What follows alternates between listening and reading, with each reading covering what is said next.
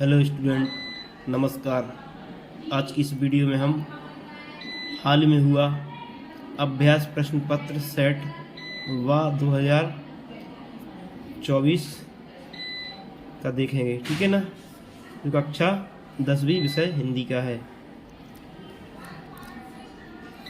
इसके पश्चात हम क्वेश्चन देखते हैं। इसमें सही विकल्प का चयन कीजिए। पहला क्वेश्चन है प्रयोगवाद का प्रारंभ माना जाता है। तो प्रयोगवाद का प्रारंभ कब से माना जाता है? 1943 से। अगला क्वेश्चन है कृष्ण की संगति में रहकर भी उनके प्रेम से अछूते रहे। तो कौन रहे उनके प्रेम से अछूते? उद्धव। अगला क्वेश्चन है विभानुभाव व्याचारी भाव संयोग दृशः निष्पत्ति। यह परिभाषा किसकी है? यह परिभाषा भरत मुनि की है। अगला क्वेश्चन देखते हैं हम। सोम प्रकाश जी ने पत्रिका का संपादन किया। सोम प्रकाश जी ने कौन सी पत्रिका का संपादन किया था? वसुधा का। कौन सी? वसुधा। अगला है जिन मूल शब्दों से मिलकर समास बना होता है उससे पहले पद को क्या कहते हैं? तो यह स्पष्ट है कि पूर्व पद कहलाएगा। अगला है माता का आंचल पाठ में अभिव्यक्ति हुई है। तो काय की अभिव्यक्ति हुई है? ग्रामीण जीवन की। इसके बाद हम अगला क्वेश्चन देखते हैं रिक्त स्थानों की पूर्ति। क्वेश्चन नंबर 2 का राम लक्ष्मण परशुराम संवाद रामचरितमानस के किस कांड से लिया गया है? तो यह अयोध्या कांड से लिया गया है। किस कांड से लिया गया है? अयोध्या कांड से। इसके पश्चात हम अगला क्वेश्चन देखते हैं। 4 चरणों में समान मात्रा वाले छंद को खालिस्तान कहते हैं। तो क्या कहेंगे? सममात्रिक छंद कहेंगे उसको। अगला है भावों को बढ़ाने या उद्दीप्त करने वाले पदार्थ। भावों को बढ़ाने वाले या उद्दीप्त करने वाले पदार्थ क्या कहलाते हैं? तो यह अनुभाव कहलाते हैं। क्या कहलाते हैं? अनुभाव। अगला क्वेश्चन है राम वृक्ष बेनीपुरी की रचनाएं पत्र पत्रिकाओं में खालिस्तान की आयु में छपने लगी थी। तो किस वर्ष की आयु में छपने लगी थी? 15 वर्ष की आयु में। अगला क्वेश्चन है अर्थ के आधार पर वाक्य के खालिस्तान भेद होते हैं। तो पहले रचना के आधार पर पूछा गया था, जो 3 होते थे, लेकिन इसमें पूछा गया है अर्थ के आधार पर। तो कितने प्रकार के होते हैं वाक्य? 8 प्रकार के होते हैं। अगला है गंतोक से खालिस्तान किलोमीटर की दूरी पर युमथांग था। तो कितने किलोमीटर की दूरी पर था युमथांग? 149 किलोमीटर की दूरी पर। इसके पश्चात हम क्वेश्चन नंबर 3 देखेंगे, जिसमें सही जोड़ियां मिलाना है। तो पहला है नागार्जुन। तो नागार्जुन क्या कहलाते हैं? ये आधुनिक कबीर कहलाते हैं। ठीक है, ये पहला का हो जाएगा। दूसरा है मेघ आय बंठन के में अलंकार कौन सा है? तो यह कौन सा हो जाएगा? मानवीकरण अलंकार हो जाएगा इसमें। अगला है कहानी के तत्व। तो कहानी के कितने तत्व होते हैं? कहानी के 6 तत्व होते हैं। अगला है एहतियात। तो यह एक उर्दू का शब्द है। एहतियात मतलब क्या होती है? सावधानी होती है। इसका मतलब पूछा गया कि एहतियात मतलब क्या होता है। अगला है गले का हार। तो यह क्या होता है? बहुत प्रिय वस्तु। अगला है प्रेयर भील। तो प्रेयर भील का संबंध कैसे है? धर्म चक्र से, जो बौद्ध धर्म के लिए बहुत ही पवित्र चक्र माना जाता है। तो यह प्रेयर भील कहलाता है। ठीक है। अगला है क्वेश्चन नंबर 4। हम देखते हैं एक वाक्य में उत्तर दीजिए।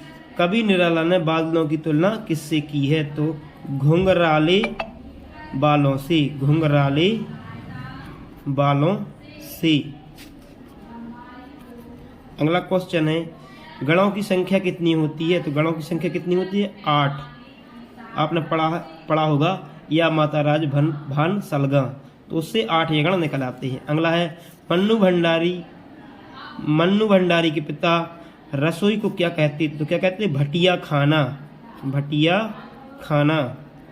अगला है 2 वर्णों के मेल को क्या कहते हैं? तो ये तो सबको पता है कि संधि कहते हैं। अगला मूर्खों में अल्पज्ञ के महत्व के लिए कौन सी लोकोक्ति है? तो यह हो जाएगी अंधों में काने राजा। अंधों में काने राजा। अगला है माता का आंचल कहानी के अनुसार माँ ने भोलेनाथ के घाव पर क्या लगाया? तो क्या लगाया था? हल्दी लगाई थी। क्या लगाया था? हल्दी लगाई। अगला है क्वेश्चन नंबर 5 देखते हैं। सत्य का चयन कीजिए। ठीक है। तो पहला क्या है? संगतकार की आवाज में हिचक साफ सुनाई देती है। बिल्कुल सही है। अगला है जहां अलौकिक आश्चर्य के भाव उत्पन्न हो वहां विभत्स रस होता है। यह भी सत्य है। अगला है एक संस्कृत व्यक्ति किसी नई चीज की खोज नहीं करता तो यह असत्य हो जाएगा। बिल्कुल कर सकता है, क्यों नहीं कर पाएगा। न्याय के अनुसार न्याय करना न्यायशीलता है। सत्य। भोलेनाथ का अधिकतर समय उनकी मैया के सानिध्य में गुजरता था तो यह असत्य है, क्योंकि उनका अधिकतर समय पिताजी के सानिध्य में गुजरता था। प्रत्यक्ष अनुभव की अपेक्षा अनुभूति लेखन में मदद करती है। यह सत्य हो जाएगा। ठीक है। इसके पश्चात हम और क्वेश्चन देखते हैं। जैसे क्वेश्चन नंबर 6 है रीतिकाल की विशेषताएं। 7 में सूरदास और जयशंकर का प्रसाद का जीवन परिचय है, जो बहुत ही सिंपल है, सब पर बन गया होगा। गोपियों के अनुसार राजा का क्या धर्म होना चाहिए, तो क्या धर्म होना चाहिए, प्रजा की रक्षा करना। इसके पश्चात हम क्वेश्चन नंबर 10 देखें तो महाकाव्य की कोई 2 विशेषताएं। तो इसका कलेवर विस्तृत होता है, इसमें नायक नायिका के संपूर्ण जीवन का चित्रण होता है। इस तरह से अपन ने इनको भली भांति पढ़ा है तो यह तो आपसे आसानी से बन गए होंगे। इसके पश्चात अगर हम देखें क्वेश्चन नंबर 11 में दोहा छंद की परिभाषा थी, जो बहुत ही सिंपल है। ठीक है ना। वह छंद जिसके प्रथम और तृतीय चरण में 13-13, दूसरे और चौथे में 11-11 मात्राएं होती हैं, वह दोहा छंद कहलाता है। पवन तनय संकट हरण मंगलम मृत रूप राम लक्ष्मण सीता सहित हृदय बसा स्वरूप। इस तरह से यह दोहा हो जाएगा। इसके बाद गद्य की प्रमुख एवं गौण विधाएं। तो गद्य की प्रमुख विधाएं तो होती हैं निबंध, नाटक, एकांकी, कहानी, उपन्यास। और गौण विधाओं में आ जाती हैं जो तार्ज वगैरह है, जीवनी है, आत्मकथा है, डायरी है, ये आ जाते हैं। इसके पश्चात क्वेश्चन नंबर 13 में राम वृक्ष बेनीपुरी और बदंतानंद कौशल की रचनाएं पूछी थी और भाषा शैली। ठीक है। फिर इसके पश्चात हम देखते हैं क्वेश्चन नंबर 16, जिसमें निम्नलिखित वाक्यों के लिए एक शब्द लिखिए। तो जो बात लोगों से सुनी गई हो तो उसे क्या बोलते हैं, किंवदंती। किंवदंती। इसके पश्चात क्वेश्चन नंबर 2 है कम खर्च करने वाला, मितव्ययी। मितव्ययी। इसके बाद आता है अथवा का। ठीक है। इसमें क्या है, निम्नलिखित वाक्यों का अर्थ लिखते हुए वाक्य में प्रयोग कीजिए। जैसे इतिश्री। इतिश्री माने समापन होना। इसके पश्चात आता है टेढ़ी खीर। टेढ़ी खीर मतलब कठिन कार्य। ठीक है। इस तरह से यह क्वेश्चन आए हुए थे। इसके बाद हमें से क्वेश्चन नंबर 20 में थोड़ा इस बार समय का सदुपयोग पर एक अनुच्छेद लिखना था। उसके पश्चात क्वेश्चन नंबर उसी के अथवा में अभी तक तो क्या होता था, पेपर में विज्ञापन आता था, लेकिन इस बार उन्होंने विज्ञापन की परिभाषा पूछ ली है कि विज्ञापन किसे कहते हैं, विज्ञापन तैयार करते समय किन किन बातों का ध्यान रखना चाहिए। तो अब इस क्वेश्चन को आप अच्छे से देख लें। इसके पश्चात क्वेश्चन नंबर 21 का देखेंगे। तो इसमें एक अपठित गद्यांश आया था, बची हुई जिंदगी का एक टुकड़ा है मेरे पास, इसमें अंधेरे से छीन कर लाई हूँ। ठीक है। तो इसमें देखते हैं अपन इसका क्वेश्चन क्या बन रहा है, प्रयुक्त काव्यांश का उपयुक्त शीर्षक लिखिए। ठीक है ना। तो उपयुक्त शीर्षक अपन क्या लिखेंगे, इसमें बची हुई जिंदगी, इसमें शीर्षक आ जाएगा। अगला है स्मृतियों की आहट से क्या अनुभव होता है। तो स्मृतियों की आहट से क्या होता है, लोग जाग जाते हैं, यह हमें जगा देती हैं। ठीक है ना। इसके पश्चात भावार्थ लिखना था जो विस्तृत हो जाएगा, इसलिए अपन आगे का देखते हैं। भावार्थ आपने आसानी से लिख लिया होगा। इसके बाद अपठित गद्यांश था, उपयुक्त गद्यांश का शीर्षक लिखिए। तो उसमें हिमालय का वैदिक काल से महत्व आज तक, यह इसका शीर्षक हो जाएगा। किस काल में हिमालय को पवित्र माना जाता था, तो वैदिक काल से ही हिमालय को पवित्र माना जाता था। इसके बाद सारांश लिखना था।